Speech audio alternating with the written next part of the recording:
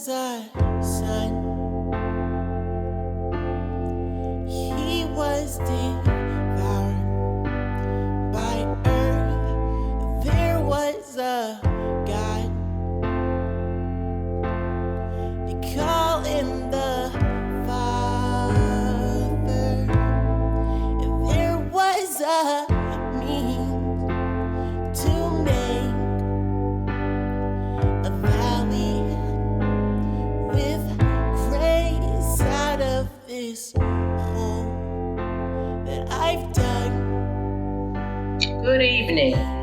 Welcome to Healing Our Brokenness, episode 45, entitled Be Still, the healing aspect of living with trauma.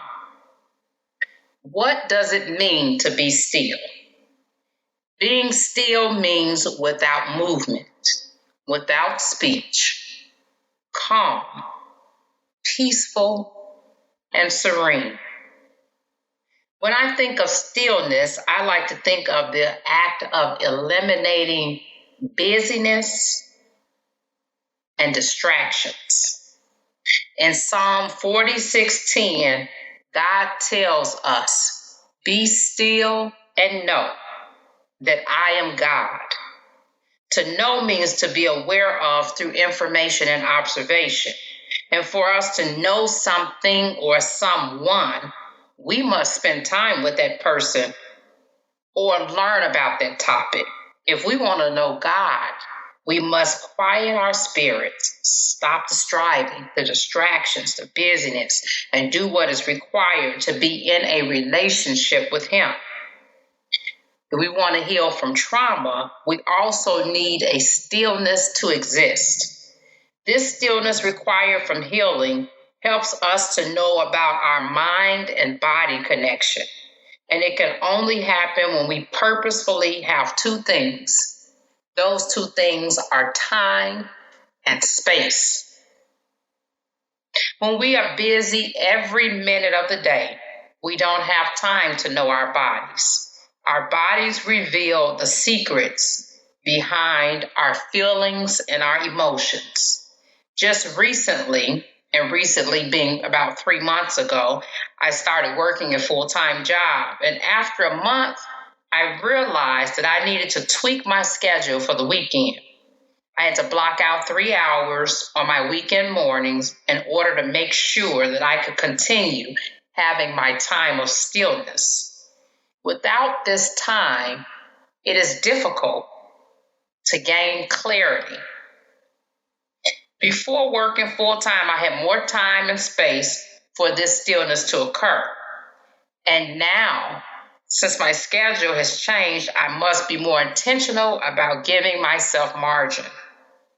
Right before starting work, I had a traumatic event to occur, along with learning new things at work and relearning how to drive after 30 years. My brain went on overload, and I was exhibiting ADHD-like trauma symptoms and having a hard time focusing. I knew that it was only a matter of time till the emotional effects of this event would come out. My system had to be relaxed enough with stillness, have time and space to go through the steps of processing everything that had gone down, and allow myself to grieve.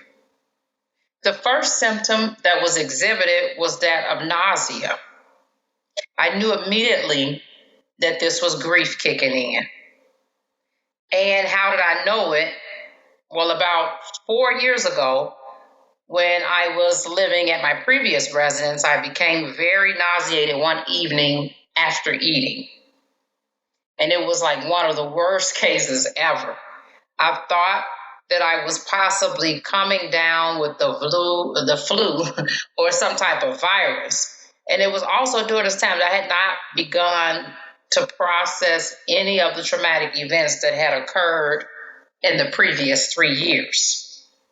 My system was on emotional and mental overload. All of a sudden, before I knew it, I ended up regurgitating 3 to 4 times. In between each time, I felt like I needed to cry really hard. And this is how I was able to make the connection between the nausea equaling grief needing to be released from my body. And at the time, my son asked me, "What did you eat that made you so sick?" And I told him that I realized that it had nothing to do with the food that I ate. And when I told my therapist about what happened, she said, "Yes, this is definitely physiological." Another symptom that occurred recently is where my lips started to become numb. I knew immediately that this represented anger that I needed to work through. And once again, if I had not had the time within the last few years to process some of the trauma, the time and the space, I would not have had a clue of what was going on. And I probably would have gotten myself all worked up and anxious and in a vicious cycle of perpetuating the problem. I was then able to, when I was feeling this numbness recently, go to God and ask him, what is this anger about? Is it just this traumatic event or something else along with it? And having my time of stillness and space for reflection allowed me to get to the root of the problem so that I could start healing from it. That anger had been coming out sideways for about 2.5 weeks. Music is one of my main go-tos for enabling me to be able to process trauma. And so when I added more music into my alone time and space, I gained even more wisdom and discernment and direction, along with being able to release the grief from my system through crying heavily. Changes are good. However, changes are only fully embraced once the old has been grieved. I notice myself when I have new changes, there's a little bit of apprehension and a little bit of frustration. Then I'm welcoming it with open arms. And then the anger will kick in because I have not gone through the grief of releasing the old. And all of the would haves, the should haves, and the not anymores have to be grieved. If you're having problems healing from trauma, we can ask ourselves if we're allowing ourselves the time and space of sitting in God's stillness and doing nothing, or reading self-help books, but allowing ourselves to be still in the moment. The pain, the loneliness, and the loss have to be grieved. I don't want to mislead you. There will be pain in this process, and there's no way to get around the pain. And I promise you, if there was, everybody would be signing up for it.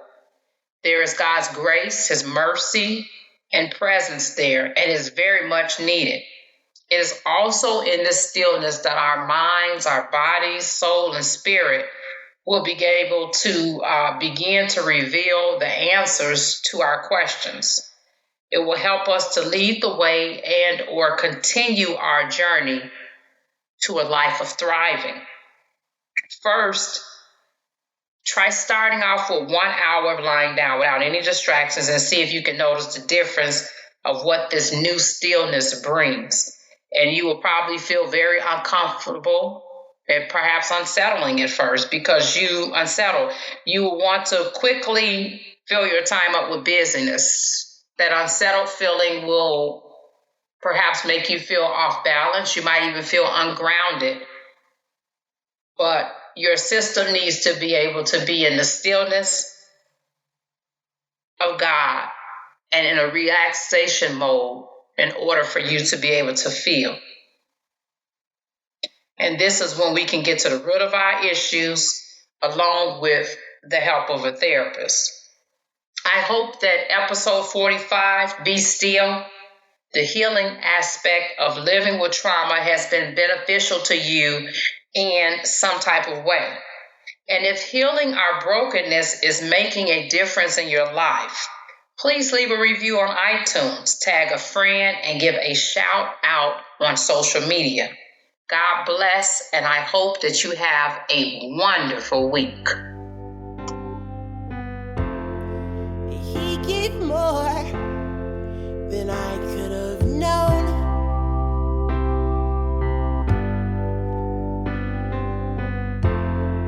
He turned those valleys into places to learn, instead of burn and perish away.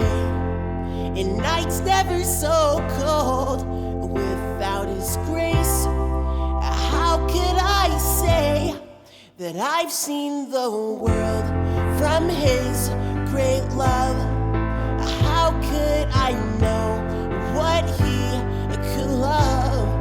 How would I have seen what He had in store for me if I didn't give up and let Him be my valley of grace, where things would change and maybe they'd take up the cross high again?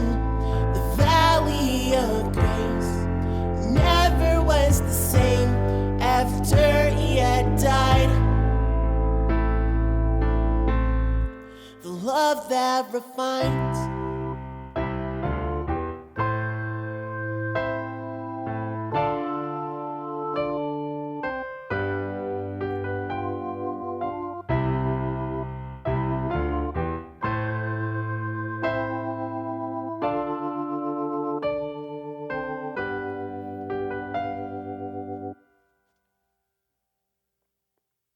So much I wish I could give back, but I'm not intact to be sharing all of that. You took the price to give me that life, and now it's never gonna fade away.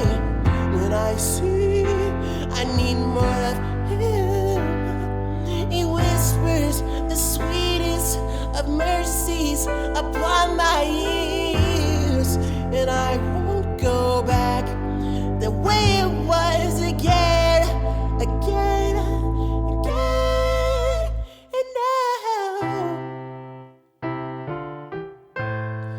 a valley of grace where things would change.